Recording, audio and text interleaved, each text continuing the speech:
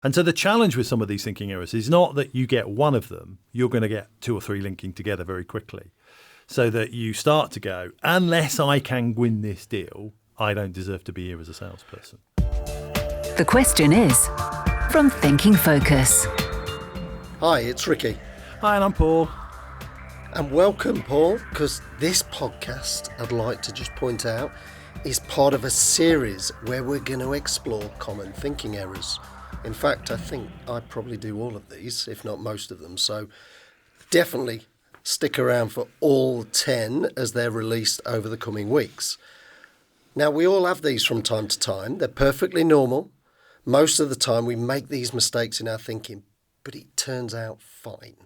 So often there's nothing to worry about. But occasionally these thinking errors can get in our way, causing us to be unsuccessful or even cause us harm. And today's podcast, we're talking about all or nothing thinking. So Paul, I've got a question for you. And the question is, why do we sometimes think it has to be everything or nothing at all? Oh, great question.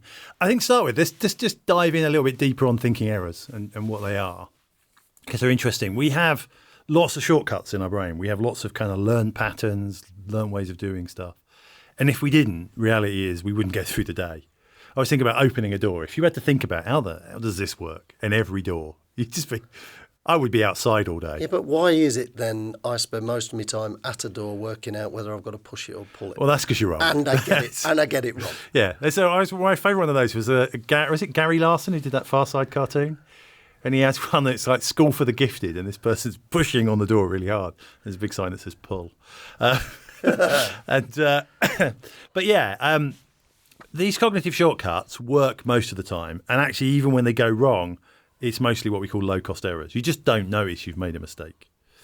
The problem is under pressure, particularly in the business and the work environment, they're more likely to come along and trip you up because the mistakes that we make can have real consequences. So a lot of the coaching work I do, I'm sure you have the same, Ricky, what we're actually dealing with is exposing the thinking error that's causing the problem and in helping the person deal with the error in their thinking. And we're going to unpack throughout this series all of those.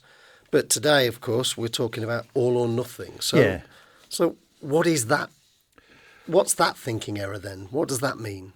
So all or nothing thinking is that version of the thinking that you do sometimes where you see the world as a little bit black and white. So, a common example of that is success or fail. Either I can do this or I can't. I'm either brilliant or I'm terrible. Do you get what I'm sort of saying there? Yeah, well, what you're causing me to think is, particularly we're at the beginning of a new football season, aren't we? And I imagine there are certain teams that are going, it's all about winning the league. Well, there's 20 teams in the league. There's probably 6 to 8 who could probably win it. So therefore, if winning the league is the all, yes, then by definition, second to 20th is nothing on that virtue. Even though very much so. They might have had a brilliant season, outperformed lots of other metrics. Yeah, and that's so from a thinking error point of view, imagine if your personal well-being, who you were, your identity, your success of you, is dependent on being first, and every other position is terrible. So you see this a lot in athletes. Sports psychologists talk about this a lot, which is athletes who go all or nothing. Either I win this race or I'm rubbish. Really struggle because actually they've set a bar that's too high. You can't win every race. You can't win every football match. I mean, you think about in Premiership football, was it Arsenal who did that unbeaten run? So the longest unbeaten run, I don't know, 8 or 9 years ago. They went a season unbeaten. So, it was just over a season, I think. They didn't win every game. There's a lot of draws in that. So even then, the best the team has ever done, they didn't win every game. They just didn't lose any. Yeah. Which I know is a fine line there. But it's that sort of shades of greyness that come out. We see it in politics as well. We see in politics that kind of perception of, if you don't agree with everything I agree with, if you're not completely on board with my view of the world, then you're wrong. We're enemies. We're against each other. Without being too controversial, you sort of see it play out in some of the modern debates we have. Is immigration good or bad? Well, it's a really weird question because it's neither good nor bad. It's like necessary for an economy to survive, to have the best talent coming in. On the other hand, if we have way more people than we can cope with, it creates challenges that we might not be prepared for. Yeah, the world is full of very complex shades of grey issues, and all or nothing thinking wants to simplify them into it's that or it's this. Which sounds like where perhaps some of the discourse of the day, we need to find common ground then, don't we? We need to find some way of taking the good and the bad and learning from it in this context then. So, you think about the work that was done, and I'm trying to remember whether it was Angela Duckworth in Grit or one of the other authors that's talked about the resilience piece, particularly around, might even be Carol Dweck, in terms of these Harvard educated kind of law school who were top of the class and used to being the best of the best, and then they come to Harvard and all of a sudden the measure has just changed. Yeah, and we'll cover this because this links to another thinking area we're going to cover on another podcast, which is this kind of should statements. But all or nothing thinking really plays out here. That you get lots of people who are so used to being so far in front of everybody else that they've now set up part of their identity as being me being in the top of the class, me being the best is an indicator of I'm succeeding. And therefore, if I'm not, I'm failing. And the reality is in any profession, as you work up higher, as you become more part of a more elite group, the difference between success and failure, the difference between the quality of people becomes more marginal. So, again, go back to sport, but you go, actually, if you take the difference between somebody who plays for a Sunday league football team and somebody who plays for a Premiership football team is probably quite vast in terms of skill, athleticism, mental performance, level of training.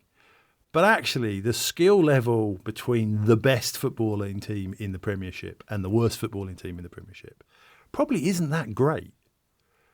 I mean, the combined effort and the resources and stuff that plays out and the way they play together probably makes a bigger difference. But at an individual footballer level, they probably aren't, some of them are probably more fitter than others. But that gap is tiny. It's really narrowed by the time you get to that level.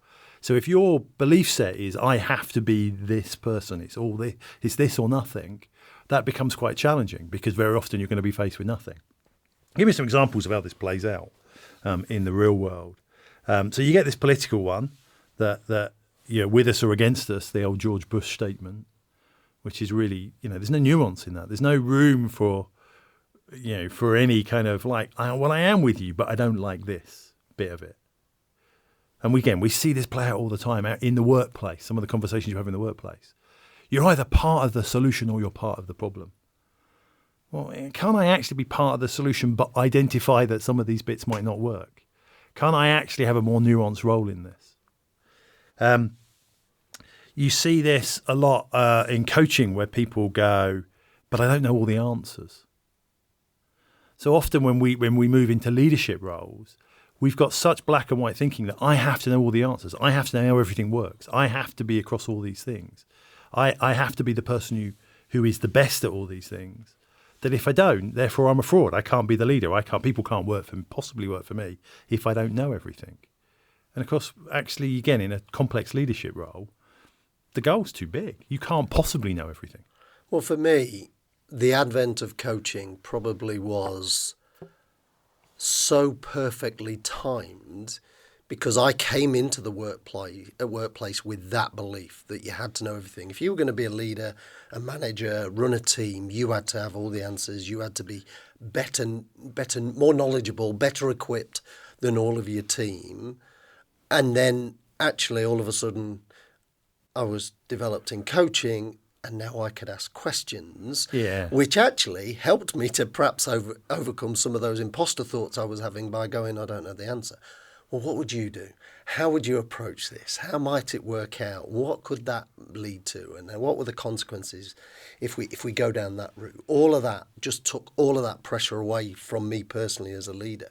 So I didn't feel like I had to be the cleverest kid in the room. Yeah, because actually that role is not about you knowing all the answers. It's about you being able to engineer and engage a group of people to be better than you could be. You know, it's that whole idea about, great leaders employ people who are smarter than them. Well, in the main, yeah, absolutely. If their ego will let them. So why do we care about this then? So from a business context, why do we care? So that's a really interesting point, because I guess we care because sometimes, not all the time, all or nothing thinking breaks through from being a driver to being a blocker. So it's a bit like perfectionism plays out in here. So perfectionism is one of the kind of driving things that sits behind all or nothing thinking, as well as control and dealing with ambiguity and those kind of things, the sort of emotional discomfort that comes out. All or nothing thinking makes it feel easier. So imagine you've got a view of performance or excellence or what you've got to do, and you've got a little bit of an all or nothing, not really striving in any deep way, but you've got a little bit of it. That could probably be quite motivational. It's going to drive you to do better. It's drive you going to perform a bit more, do a little bit more with it. Now imagine that becomes so fixed that the only way of doing it, the only way of approaching something is the way that you've got in your head. So we see this in terms of sometimes plans that people have. And you get this all or nothing. We've agreed we're going to do these 10 things. And so they're busy working away, and you're going, look, actually, you've done 2. You've learnt a load of stuff. You now know of the other 8, I'm doing the maths in my head there, the other 8 that's left, 6 of them are irrelevant. You don't need to do them. And yet we see people all the time going, yeah, but we've committed to this. It's on my list. It's on my list. Got to do it. It's all or nothing thinking. So that's taking up time or energy. Imagine you've set yourself up in a sales position where you've got a deal that seems really important to you in your sales year.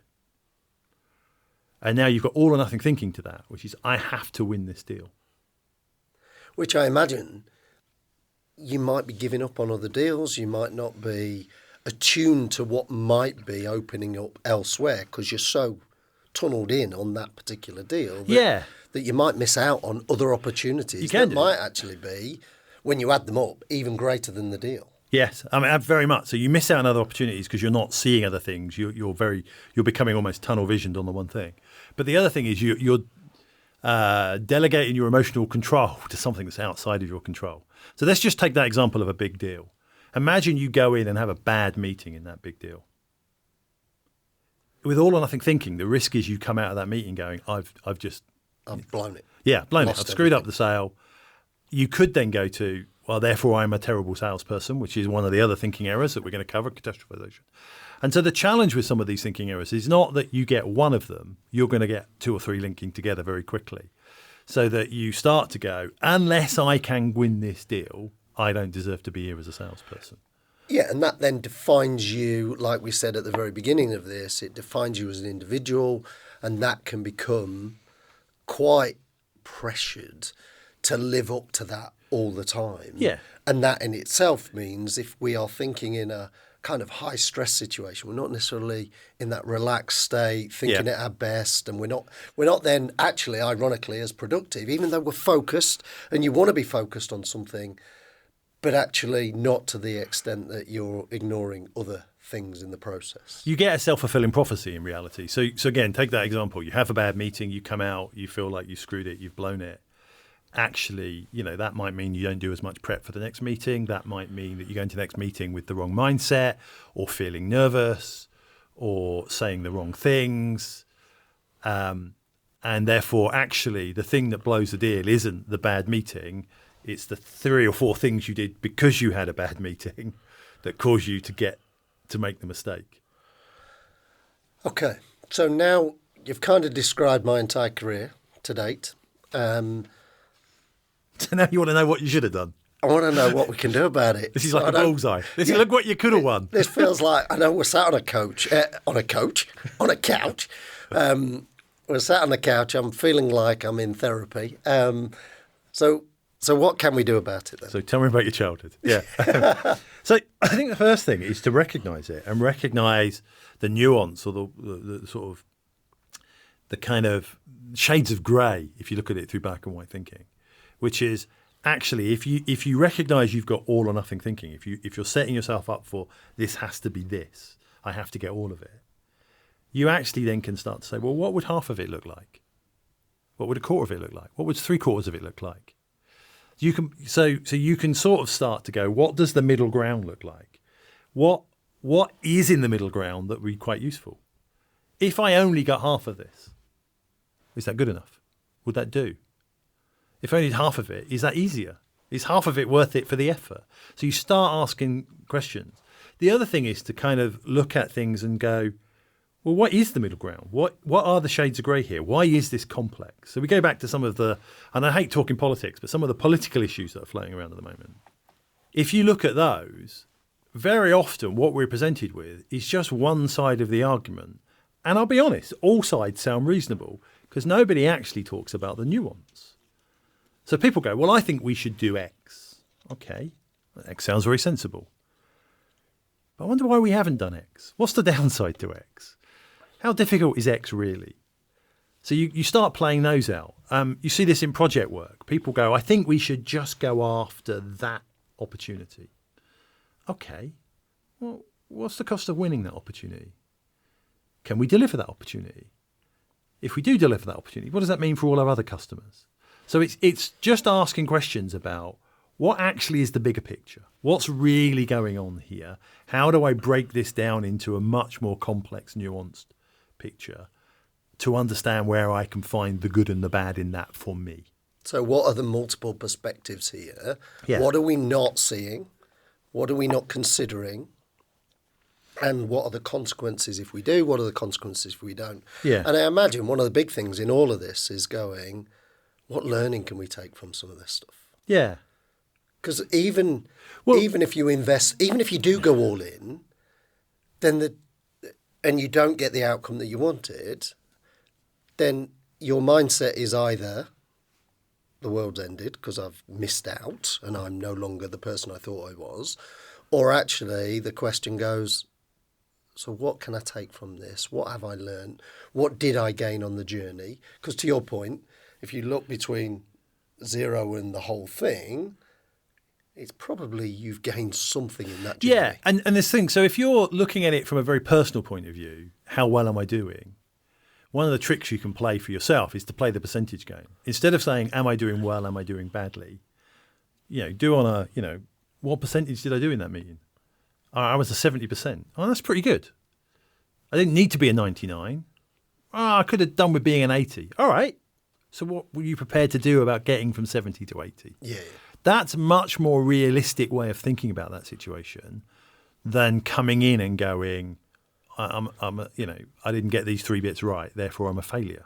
And more progressive, less reductive in terms of the situation or you in particular in terms of this. And more framing of your mindset. So, you're going to be much more positive going into the next situation, going, hey, when I did one of these last time, I think I got about 70% of it right. Let's go for 90%, so 75% or 80% next time. Let's not aim for 90. That might be too big a leap. And also recognizing that in a lot of these situations, the absolute answer may actually be impossible. And so I think always look out for, in all or nothing thinking, do you have absolutes? Do you have versions of this where it has to be exactly this or nothing else? And then ask, why? Why is that an absolute? Is that absolute real? So I think about buying a car. You could go, I have to have that car in this colour, in this spec. That's my wife. Now this podcast is moving into dangerous territory. But the reality is, what was much more helpful in your thinking is to go, what actually am I looking for a car? Oh, I need to be up a baby seat in the back. I need to have an SUV because of getting in and out of it, or I need a 4-wheel drive, or I need, actually going, what are the characteristics of the car that I'm looking for that opens up more options to you? We're talking about wives. I had a thing with my wife recently where we were looking for a holiday. So we're trying to pick a holiday together. And eventually she came to me and went, here is my list of things. Because we realised that we were playing on absolutes. And the relatives were holidays. Because we were playing with absolutes, we'd looked at about 100 and gone, no. So she went, these 5 things are quite important to me. What's important to you? I mean, actually, probably the same list. Right, let's find some holidays that get close on that, knowing that they won't all match all 5. And then we'll have some decisions to make about what compromises. You can use your gradients. Yeah, what compromises we're prepared to accept. Are we prepared to accept a longer transfer at the other end? Are we prepared to accept, slightly less luxury in the hotel room? Are we prepared to accept, 7 restaurants as opposed to 12? I don't know what it was. But it was that kind of play. So we're trying to move away from the absolutes to what are the shades of grey? Because then you can have a conversation about, all right, so what does that mean? And very quickly, within about 10 or 15 minutes, we got to 5. We looked 5 or 6. We looked through those 5 and went, actually, these 5 or 6, these 2 are really interesting. And I looked at them and went, I don't care. Which one do you like? She went, I really like that one. All right, we're going there. Moved it away from this big thing of sitting on the internet. And I'm not saying it's a terrible thing because you have quite a lot of fun sitting on the internet for 2 or 3 hours looking at holidays. But eventually you go, actually, we need to pick one. Well, you got more endurance than me. My will to live lost well before that. So let's pull this together then. So all or nothing, it can be useful in terms of getting you focused, but you have to be where it isn't the be all and end all. Yeah, and I think when you get stuck on these absolutes, then you've got a problem. So beware of your absolutes. Let's think about the gradients. Yeah. So what's the... Well, one way to think about it, just going back to the absolutes, one way to think about that is something from the sort of theories around perfectionism, which is, having high standards isn't perfectionism. And high standards can be highly motivating because it's going to drive you to do better. Perfectionism is when you then beat yourself senseless for not hitting them. Aim high, treat yourself kindly. Next time on The Question Is. So what the brain's trying to do is conserve energy, recognise these common patterns. What it's not doing is saying this is good, bad or indifferent. It's just going, it is what it is. It's us that have to step in and go, well, hang on a minute, that don't feel right. To find out how Thinking Focus can unlock the potential within your organisation, go to www.thinkingfocus.com, where you'll discover more about the work we do, helping our clients increase productivity and enable change.